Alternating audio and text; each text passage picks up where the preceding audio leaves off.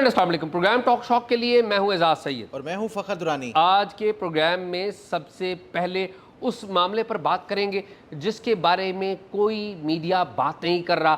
ایک اسرائیلی ڈرون پاکستان کی سرحد کے قریب آ کر گرا ہے اور اس سے ایک پاکستانی جاں بحق ہوا ہے۔ یہ کیا کہانی ہے یہ آپ کو بتائیں گے اور بڑی دلچسپ تفصیلات ہیں اس کی۔ دوسرے نمبر پر ہم بات کریں گے پاکستان کی مشکلات کے بارے میں جو کہ ایران کے خلاف امریکہ اور اسرائیل کی جنگ کے باعث شروع ہو چکی ہیں، وہ کیا ہیں ان کے بارے میں بتائیں گے۔ اور تیسرے نمبر پر ہم بات کریں گے 8 مارچ کو اتوار کے روز اسلام آباد میں ایک عورت مارچ ہونا تھا، وہ مارچ نہیں ہو سکا۔ کیا کہانی ہے اس کی، وہ مارچ کیوں نہیں ہوا اور اس سارے معاملے میں، اس سارے قضیے میں لال مسجد کا کیا تعلق تھا۔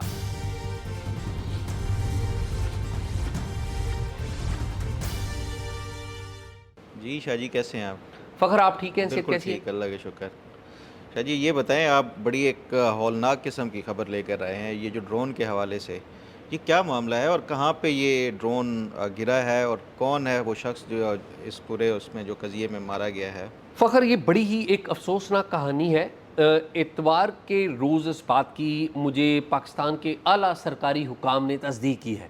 ایک نوجوان ہے جو گوادر کے علاقے جیونی میں طیب نام کا نوجوان تھا، وہ جاتا تھا اور جا کے ماہی گیری کرتا تھا، یعنی کہ مچھلیاں پکڑتا تھا گہرے پانیوں میں۔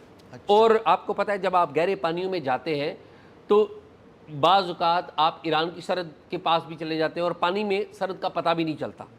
اب یہ نوجوان پاکستان کے پانیوں میں گوادر کے مقام پر کشتی پانی میں ڈالتا ہے اور جاتا ہے ماہی گیری کرنے، مچھلیاں پکڑنے، مگر اچانک ایک ڈرون آتا ہے، ڈرون اس کی کشتی کو ہٹ کرتا ہے اور یہ نوجوان مارا جاتا ہے۔ اچھا، اس نوجوان کا نام طیب ہے۔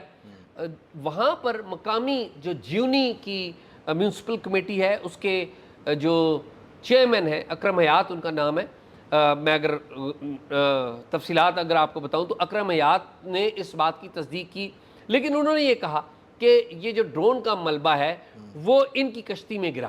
اچھا، اب عملی طور پہ یہ جو ڈرون ہے آپ دیکھیے کہ اسرائیل ادھر سے فائر کر رہا ہے اور یہ ڈرون آ کے گرتا ہے پاکستان کی بالکل سرحد کے اوپر۔ اچھا، اب میں سرحد کا احتیاط درج کر رہا ہوں، سنسنی خیزی بنانی ہو تو میں یہ کہوں کہ جی پاکستان میں اسرائیلی ڈرون آ گرا ہے۔ احتیاط کا مظاہرہ اس لیے کہ جو جیونی کی میونسپل کمیٹی کے سربراہ انہوں نے کہا کہ جی ڈرون کا جو ملبہ ہے وہ پاکستان کی سائڈ پہ گرا ہے، پاکستان کی کشتی میں گرا ہے، تو ہم اس کو جو ایز اٹ از ہے ویسا بیان کر رہے ہیں۔ پھر میں نے جب یہ معلومات آئیں تو میں نے یہاں پر اعلیٰ ترین جو پاکستان کے حکام ہیں، سویلین سائڈ کی میں بات کر رہا ہوں، ان سے میں نے بات کی۔ انہوں نے خارجہ امور کو جو لوگ دیکھتے ہیں انہوں نے مجھے اس بات کی تصدیق کی کہ واقعی ایسا ہے، ایک اسرائیلی ڈرون نے ہٹ کیا ہے۔ اچھا، اب یہ ایک سیریس بات ہے، مطلب یہ ہے کہ یہ جو وار ہے اس میں پاکستان کو ہٹ تو نہیں کیا، لیکن یو نیور نو کہ اسرائیل اپنا ڈرون ٹیسٹ کر رہا ہے کہ وہ وہاں سے بیٹھ کے کیا پاکستان میں آ سکتا ہے سوال یا یہ نہیں ہے آ کہ کیا سکتا ہے۔ وہ وہاں سے ہی بیٹھ کے کر رہا ہے یا یہاں کسی مڈل ایسٹرن ملک سے بیٹھ کے کر رہا ہے؟ یہ بھی ایک بالکل آپ نے درست ایک اینگل یہ بھی دیا، تو اس کا مطلب یہ ہے کہ عملی طور پہ پاکستان کو بہت احتیاط کا مظاہرہ کرنا ہوگا خارجہ پالیسی کے والے سے، جو آلریڈی پاکستان کر بھی رہا ہے۔ اب دیکھیں نا، بیوقوفی یہ ہوگی کہ ہم لڑائی کسی کی لڑائی میں کود کسی پڑے کی لڑائی میں کود پڑیں اور اپنے ذمہ لے لیں، تو یہ میرے خیال میں بیوقوفی ہوگی۔ اور پاکستان نے بھی اس سارے معاملے کو ہائی لائٹ نہیں کیا، پاکستان کی مین سٹریم میڈیا میں اس معاملے کو ہائی لائٹ نہیں کیا گیا، یعنی کہ پاکستان کی جو سرکار ہے یا پاکستان کا جو سسٹم ہے وہ دیکھ رہا ہے، اسے پتہ ہے، کیونکہ میں نے آپ کو بتایا کہ میری حکومت میں بات ہوئی ہے تو پتہ ہے، لیکن اس کے اوپر کارروائی انہوں نے نہیں کی، احتیاط کا مظاہرہ کیا، لیکن چیزیں مانیٹر کر رہے ہیں۔ تو اس وقت پاکستان کی جو سرحد ہے افغانستان میں تو ہم الرٹ پہ ہیں ہی ہیں، انڈیا خاموش ہے، انڈیا والی سرحد خاموش ہے، لیکن الرٹ آپ وہاں پر بھی ہیں کیونکہ انہوں نے کہا کہ جی ہم نے آپریشن سندور نہیں ختم کیا، تو افغانستان بھی ہم الرٹ ہیں، انڈیا کے ساتھ ہماری سرحد بھی الرٹ ہے، لیکن ایران کی سرحد پر بھی ہم نظریں رکھے ہوئے ہیں کہ دیکھیے کیا ہو رہا ہے، کیونکہ ایران تو اب ہمارا برادر پڑوسی دوست ملک ہے، اور آپ کو تھا 2024 کے واقعات کے بعد تو ہماری قربتیں اور بڑی، تو یہ واقعات ہوئے۔ میں نا اس میں ایک بات اہم بات یہ ہے کہ ہماری آبادی ہے وہاں پر، اور ہم نے آپ کو یاد ہو جو سکردو اور گلگت بلتستان میں ہوا، ہم نے اس کی مذمت کی ہے. اور آج میری ایک بڑے سینئر پولیٹیشین سے بات ہو رہی تھی اور انہوں نے بڑا رائٹلی کہا کہ دیکھیے یہاں پر جب سرکار ٹی ایل پی کے خلاف ایکشن لیتی ہے تو ہم اس کی حمایت کرتے ہیں، براڈلی پڑھا لکھا طبقہ ہماری حمایت کرتا ہے، یا کسی اور ایکسٹریمسٹ جماعت کے خلاف کارروائی کرتے ہیں تو اس کی حمایت کرتا ہے. یہ جو کچھ بعض لوگوں نے سکردو میں کیا، آگ لگائی، سیکیورٹی کے سیکیورٹی حکام حکام کو کو کچھ انہوں نے زندہ جی جلایا زندہ جلایا، ان کے خلاف بھرپور کارروائی کرنی چاہیے، اس بات سے قطع نظر کہ وہ شیعہ یا سنی ہے. یہ اس سے بات ہے، اور اگر اس میں کوئی شیعہ انوالو ہے یا اگر سنی انوالو ہے تو بالکل ان کے خلاف کارروائی کریں، اس میں کوئی گھبرانا نہیں چاہیے. اس میں ویسے زیادہ اہل تشیع نظر آ رہے تھے، اور جو انہوں نے زبان استعمال کی وہ کسی طور پہ بھی وہ اس کو کنڈون نہیں کیا جا سکتا. اور یہ شیعہ اور سنی کا معاملہ نہیں ہے، بالکل اس یہ کو معاملہ رول آف لا سیکٹیرین کا کو ہے، نہیں دینا چاہیے. یہ رول آف لا کا معاملہ ہے اس میں. اور مجھے بڑی وہ کنونسنگ بات لگی، اس لیے میں نے بات کہی. جو آپ نے مشکل کی بات کہی نا فخر، مشکل تو یہ ہے ہمارے لیے، اس لیے محتاط ہونا بہت زیادہ ضروری ہے کہ دیکھیے ہم ایک ایٹمی طاقت ہیں. کوئی یہ مسلم دنیا میں G C C, Saudi Arabia, U A E, Gulf, اس میں کوئی ایسا ملک نہیں ہے جس کے پاس یہ پاور ہو جو ہمارے پاس ہے. آپ دیکھیں اس سارے قضیے میں دو ملکوں نے بہت بڑا اچھا کردار ادا کیا، ایک عمان نے جو امن کی کوششیں کرواتا رہا، اور دوسرا پاکستان نے. اور پاکستان نے تو آپ کو پتا ہے پاکستان کے deputy prime minister, foreign minister گئے ایران کے سفارت خانے میں بھی جا کے تعزیت کر کے آئے ہیں. تو یہ بڑی غیر معمولی بات ہے. چیز آپ بات کر رہے تھے نا، پاکستان واحد اسلامی ملک ہے جو ایٹمی ملک ہے، اور اسلامی ممالک خاص طور کے اوپر پاکستان کی طرف دیکھیں. اگر ہم پچھلی 2 دہائیوں کی صورتحال دیکھیں، عراق نے ویپنز آف ماس ڈسٹرکشن کے حوالے سے وہاں پہ ان کے ساتھ کیا صورتحال کی، اس کے بعد لیبیا کا دیکھ لیں، آپ ایران کا ساتھ دیکھ لیں. تو یہ پاکستان کی جو ماضی کی جتنی بھی قیادت ہے، جنہوں نے نیوکلیئر کے حوالے سے جس لیول پہ کام کیا ہے، ان سب کے لیے میرا خیال ہے کہ یہ آج اس کی جو ثمرات ہیں ہم پاکستان دیکھ رہا ہے کہ کوئی بھی ملک ہو وہ اسی طرح چڑھائی نہیں کر سکتا جیسے عراق کے اوپر، لیبیا کے اوپر یا ایران کے اوپر وہ کیا گیا.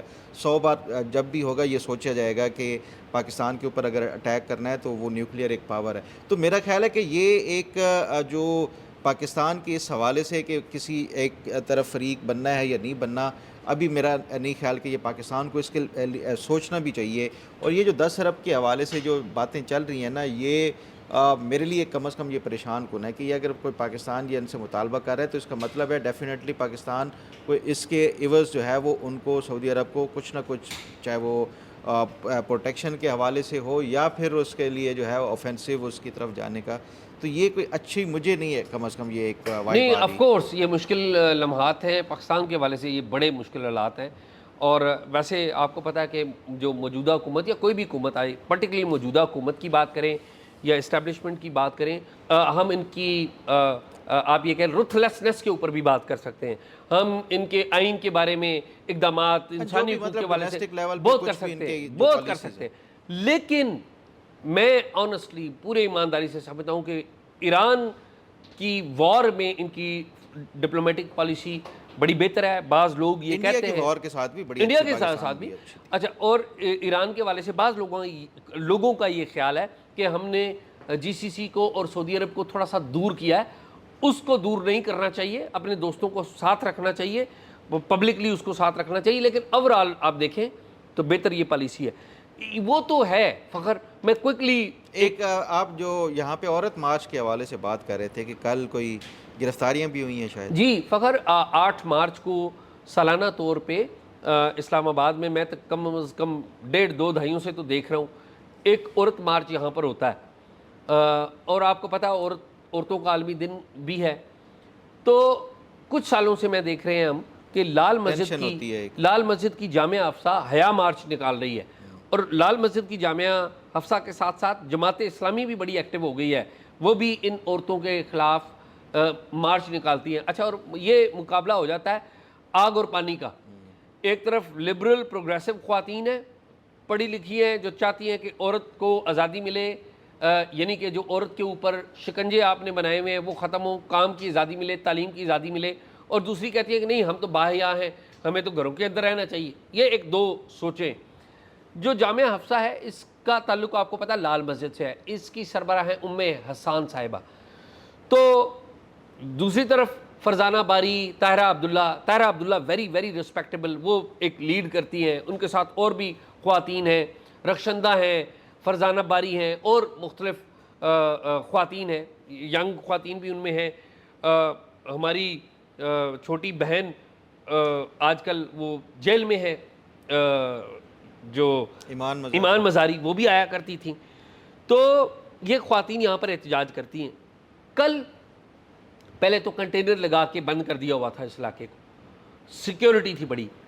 چند خواتین آئیں، ان کو گرفتار کر لیا گیا. اس سے پہلے پولیس سے میری بات جو ہوئی، انہوں نے کہا جی ہم نے تو تحریری طور پہ، شہر میں دفعہ 144 نافذ تھی، ہم نے ان کو تحریری طور پہ آگاہ کر دیا تھا فرزانہ باری صاحبہ، اور ہم نے کہا تھا ہم نہیں ہونے دیں گے.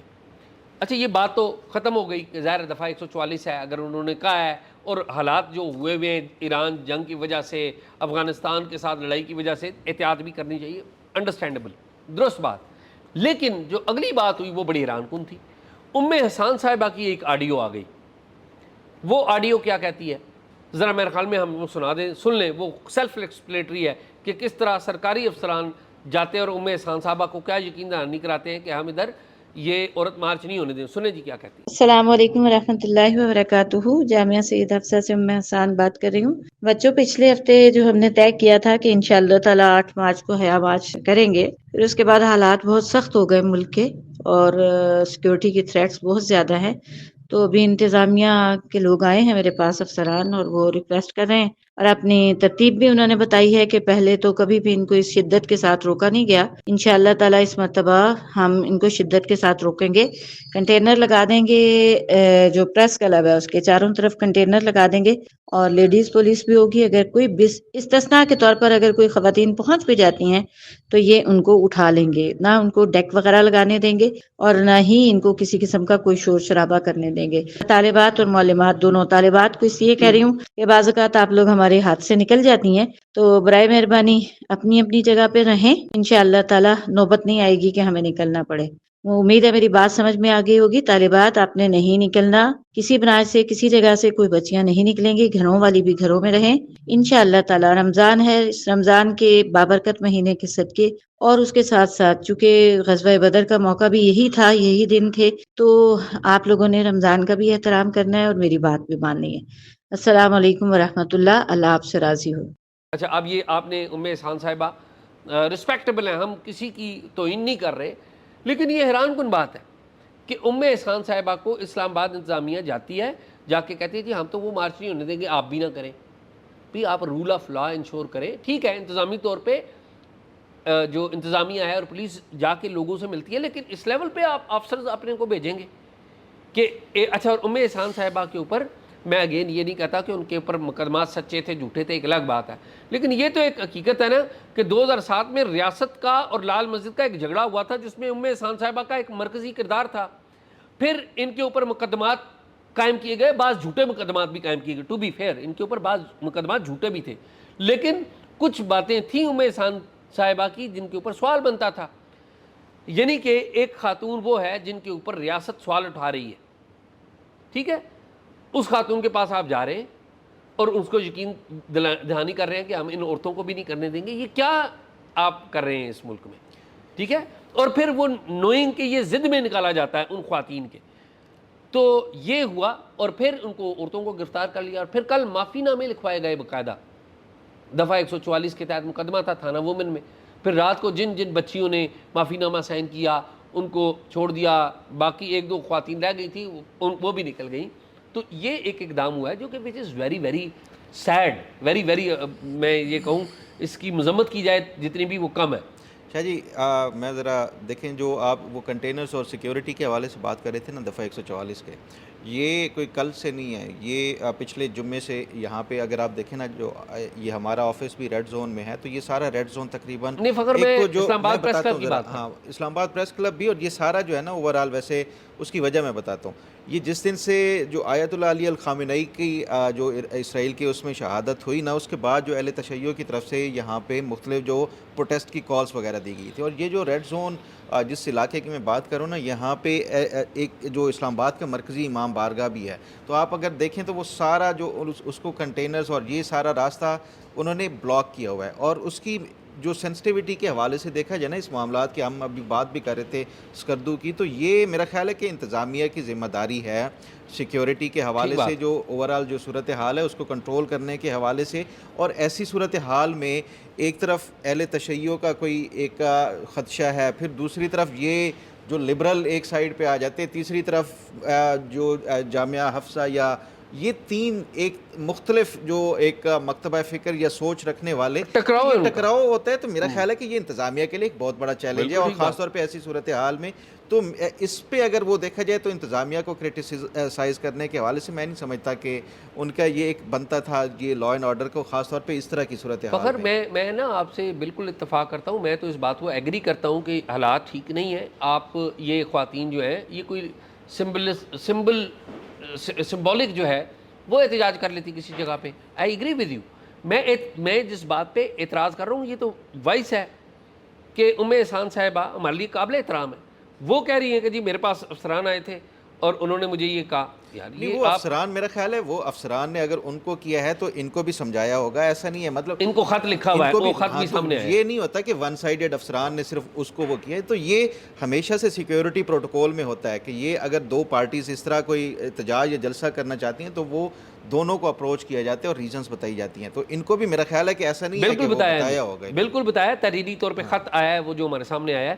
تو خیر اس کے اوپر بات ہوتی رہی ہے، اور میں اسے ایگری کرتا ہوں کہ میں جو اسلام آباد انتظامیہ اور پولیس ہے اس کے کردار کے اوپر میں نہیں وہ بات کر رہا، لیکن مجھے اس بات پہ اعتراض ہے کہ ایک خاتون جس کے اوپر آپ مقدمات قائم کرتے رہے ہیں، آپ جا کے ادھر پیش ہو رہے ہیں. مجھے صرف اس بات پہ اعتراض، باقی ٹھیک ہے ریلیجیسلی آج کل جو حالات ہیں وہ اس میں تو چلیے خیر یا تو یہ ہے نا کہ معافی مانگ لے، جو آپ نے جھوٹے مقدمات قائم کیے تھے ان سے معافی مانگ لے تاکہ کلیئرٹی ہو لوگوں کو. اور اگر آپ معافی بھی نہیں مانگتے اور ایک لوگوں کے سامنے امیج جاتا ہے کہ وہ ان کے اوپر سوالات ہیں اور پھر آپ جا رہے ہیں، تو پھر تو کنفیوژن آتی ہے. میں اس کنفیوژن کے بارے میں بات کروں. ناظرین پروگرام آپ نے دیکھا، پروگرام کے بارے میں آپ اپنی رائے ضرور دیجیے گا، اور اگر کوئی معلومات ہو تو talkshock777@gmail.com پہ شیئر کیجیے. اللہ حافظ.